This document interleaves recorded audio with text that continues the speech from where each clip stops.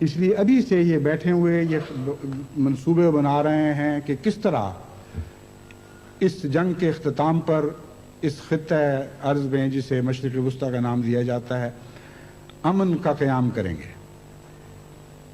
یہ محض خواب و خیال کی جاہلانہ باتیں ہیں۔ جہاں نفرتوں کے بیج اتنے گہرے بو دیے گئے ہوں وہاں سے نفرتیں ہی اگیں گی، جہاں جنگ کے بیج بو دیے گئے ہوں وہاں جنگیں ہی اگیں گی، اور یہ ہو نہیں سکتا کہ ان نفرتوں کے نتیجے میں محبتیں پیدا ہونی شروع ہو جائیں اور جنگ کے نتیجے میں امن کی فصلیں کاٹنے لگو۔ بس آج نہیں تو کل یہ دیکھیں گے کہ جو اقدامات یہ آج کر رہے ہیں ہمیشہ کے لیے دنیا کے امن کو تباہ کر رہے ہیں، اور جو مجرم ہے خدا اس کو سزا دے گا، کیونکہ انسان تو بے اختیار ہے۔ جماعت احمدیہ کسی قومی تعصب میں مبتلا ہو کر کسی خیال کا اظہار نہیں کرتی، نہ تعصب میں مبتلا ہو سکتی ہے، کیونکہ ہمارے دل توحید نے سیدھے کر دیے ہیں، کوئی کجی ان میں نہیں چھوڑی۔ ہماری وفا توحید کے ساتھ ہے، اور توحید جس کے دل میں جاگزی ہو جائے اور گڑ جائے اس کے دل میں عصبیتیں جگہ پا ہی نہیں سکتی۔ یہ دو چیزیں ایک سینے میں اکٹھی نہیں ہو سکتی۔ توحید تو عالم کو، کل عالم کو اکٹھا کرنے والی طاقت ہے۔ توحید جس سینے میں سما جائے اس میں کوئی عصبیت جگہ نہیں پا سکتی۔ یہ ایک بنیادی غیر مبدل قانون ہے۔ تو اس لیے میں جماعت احمدیہ کی طرف سے یہ اعلان کرتا ہوں کہ ہمارے تبصروں میں خواہ کیسی ہی تلخی ہو وہ حق پر مبنی تبصرے ہوں گے، اور آج نہیں تو کل دنیا ہماری تائید کرے گی کہ ہاں تم نے حق کی صدا بلند کی تھی اور اس میں کوئی تعصب کا شائبہ تک باقی نہیں تھا۔ لیکن اس کے علاوہ بھی بعض باتیں ہیں جس کی وجہ سے طبیعتوں پہ سخت انقباض بھی ہے اور بے قراری پائی جاتی ہے۔ وہ ان کا متکبرانہ رویہ ہے۔ خاص طور پر امریکہ کے صدر جب بات کرتے ہیں عراق کے متعلق یا دوسرے ان قوموں کے متعلق جو ان سے تعاون نہ کر رہی ہوں، تو یوں لگتا ہے جیسے دنیا میں خدا اتر آیا ہے اور خدا بات کر رہا ہے، اور جو موحد ہو وہ تکبر کے سامنے سر جھکا ہی نہیں سکتا۔ شرک کی مختلف قسمیں ہیں، لیکن سب سے زیادہ مکروہ اور قابل نفرت شکل تکبر ہے۔ بس تکبر کے خلاف آواز بلند کرنا توحید کا موحد کا اولین فریضہ ہے، اور جماعت احمدیہ دنیا میں کے موحدین میں صف اول کی موحد جماعت ہے، بلکہ توحید کی علم بردار جماعت ہے۔ توحید کا جھنڈا آج جماعت احمدیہ کے ہاتھوں میں تھمایا گیا ہے۔ اس لیے ہم ہر شرک کے خلاف آواز بلند کریں گے، ہر تکبر کے خلاف آواز بلند کریں گے، اور دنیا کو کوئی خوف ہماری اس آواز کا گلا نہیں گھونٹ سکتا، کیونکہ وہ مصنوعی خدا جو دنیا کی تقدیر پر قابض ہونے کی کوشش کرتے ہیں ان کے سامنے سر جھکانا اور موحد ہونا بیک وقت ممکن ہی نہیں۔ بعض احمدی جب میں ایسے تبصرے کرتا ہوں تو مجھے لکھتے ہیں کہ ہمیں آپ کی فکر پیدا ہوتی ہے، آپ کیوں ایسی باتیں کرتے ہیں؟ میں ان کو یاد دلاتا ہوں کہ میں اس لیے ایسی باتیں کرتا ہوں کہ میرے آقا اور مولا حضرت محمد مصطفیٰ صلی اللہ علیہ وسلم بھی ایسی باتیں کیا کرتے تھے۔ جب آپ نے توحید کے حق میں آواز بلند کی تو مکہ کیا تمام دنیا آپ کی مخالف تھی،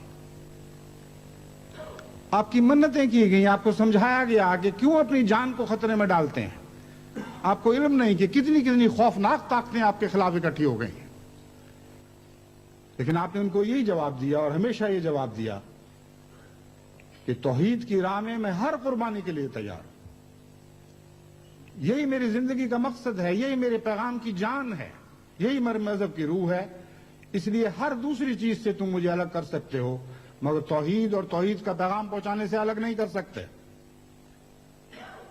اب نے فرمایا کہ تم کیا کہتے ہو، خدا کی قسم اگر سورج کو میرے دائیں ہاتھ پر لا کے رکھ دو اور چاند کو میرے بائیں ہاتھ پر لا کے رکھ دو، تب بھی میں ان کو رد کر دوں گا اور توحید کا دامن کبھی نہیں چھوڑوں گا۔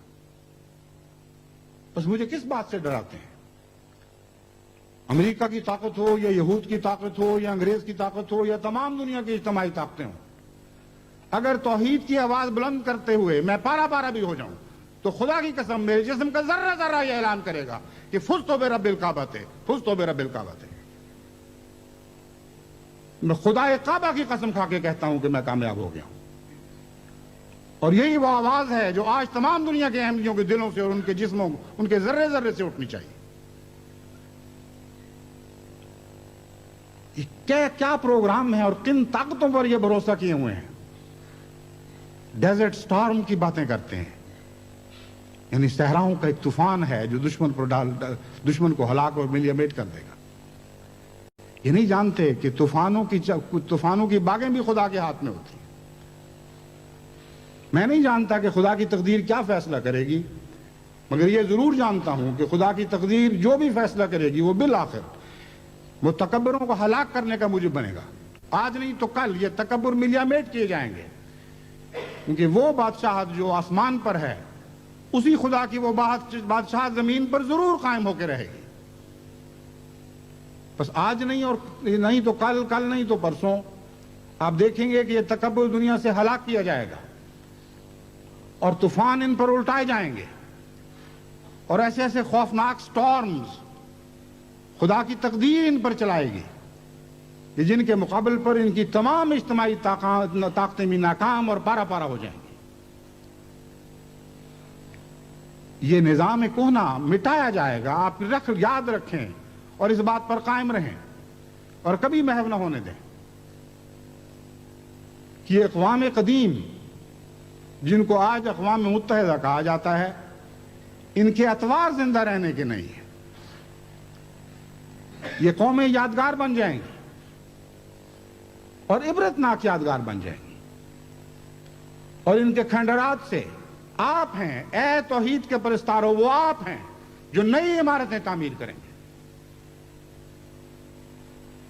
نئی اقوام متحدہ کی عظیم الشان فلک بوس عمارتیں تعمیر کرنے والے تم ہو اے مسیح محمدی کے غلاموں، جن کے سپرد یہ کام کیا گیا ہے۔ بس تم دیکھو گے، آج نہیں تو کل دیکھو گے۔ اگر تم نہیں دیکھو گے تو تمہاری نسلیں دیکھیں گی، اگر کل تمہاری نسلیں نہیں دیکھیں گی تو پرسوں ان کی نسلیں دیکھیں گی۔ مگر یہ خدا کی منہ کی باتیں ہیں اور اس کی تقدیر کی تحریریں ہیں جنہیں دنیا میں کوئی مٹا نہیں سکتا۔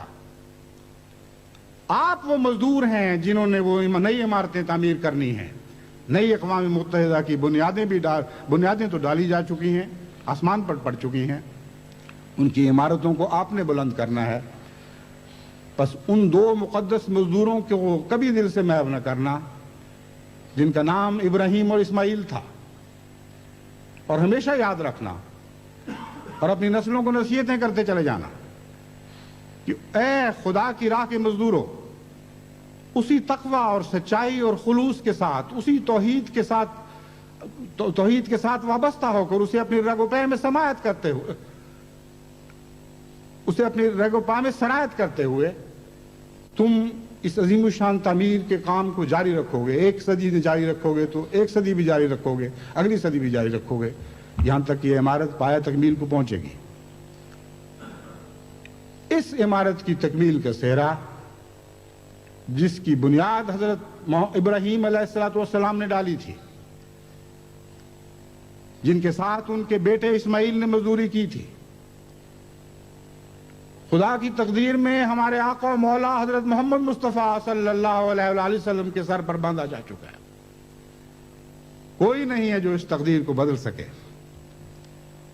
ہم تو مزدور ہیں، محمد مصطفیٰ کے قدموں کے غلام، آپ کے خاک پا کے غلام ہیں۔ بس آپ وفا کے ساتھ کام لیں اور نسلاً بعد نسلاً اپنی اولاد کو یہ نصیحت کرتے چلے جائیں کہ تم خدا اور رسول کے مزدوروں کی طرح کام کرتے رہو گے، اپنے خون بھی بہاؤ گے اور پسینے بھی بہاؤ گے، اور کبھی بھی نہ تھکو گے نہ ماندہ ہوگے، یہاں تک کہ خدا کی تقدیر اپنے اس وعدے کو پورا کر دے کہ لِیُظْہِرَہُ عَلَى الدِّینِ کُلِّہِ، کہ محمد مصطفیٰ صلی اللہ علیہ وآلہ وسلم کا دین اس لیے دنیا میں بھیجا گیا تھا کہ تمام ادیان پر غالب آ جائے اور ایک ہی جھنڈا ہو جو محمد رسول اللہ صلی اللہ علیہ وسلم کا جھنڈا ہو، اور ایک ہی دین ہو جو خدا اور محمد کا دین ہو، اور ایک ہی خدا کی بادشاہ دنیا میں قائم ہو۔ خدا کرے کہ ہم اپنی آنکھوں سے دیکھیں، اگر نہ دیکھ سکیں تو ہماری اولادیں اپنی آنکھوں سے دیکھیں اور ہمیں یاد رکھیں، اور اگر وہ بھی نہ دیکھ سکیں تو ان کی اولادیں اپنی آنکھوں سے دیکھیں۔ لیکن میں آپ کو یقین دلاتا ہوں کہ ان دنیا کی آنکھوں سے آپ دیکھ سکیں یا نہ دیکھ سکیں، میری روح کی آنکھیں آج ان واقعات کو دیکھ رہی ہیں، ان عظیم الشان تغیرات کو اس طرح دیکھ رہی ہیں جیسے میرے سامنے واقعہ ہو رہے ہیں، اور ہمارے مرنے کے بعد ہماری روحوں کو آشنا کیا جائے گا اور خبریں دی جائیں گی۔ اے خدا کے غلام بندو، خدا کے سے عشق اور محبت کرنے والے بندو، تمہاری روحیں ابدی سرور پائیں اور ابدی سکینت حاصل کریں کہ جن راہوں میں تم نے قربانیاں دی تھیں وہ راہیں شاہراہیں بن چکی ہیں، اور جن تعمیرات میں تم نے اینٹ اور روڑے اور پتھر رکھے تھے وہ خدا کی عمارت کی، خدا کی ایک عظیم الشان عمارت، توحید کی عظیم الشان عمارت بن کر اپنی پایہ تکمیل کو پہنچ چکی ہے۔ ہوگا اور ایسا ہی ہوگا۔ اللہ کرے کہ ہمیں زیادہ سے زیادہ اسلام کی خدمت کی توفیق عطا ہو۔ یہاں سے آپ ہمارا پروگرام دیکھ رہے ہیں، ضرور ویڈیو کے بارے میں کامنٹ سیکشن میں اپنی رائے دیں۔ نئی اپڈیٹ کے لیے چینل کو سبسکرائب کریں اور ویڈیو کو شیئر ضرور کریں۔ یوٹیوب چینل میسج آف اسلام تو رکھتے ہیں مسلمانوں کا دین، ہم تو رکھتے ہیں مسلمانوں کا دین، دل سے ہے خدا میں ختم المرسلین۔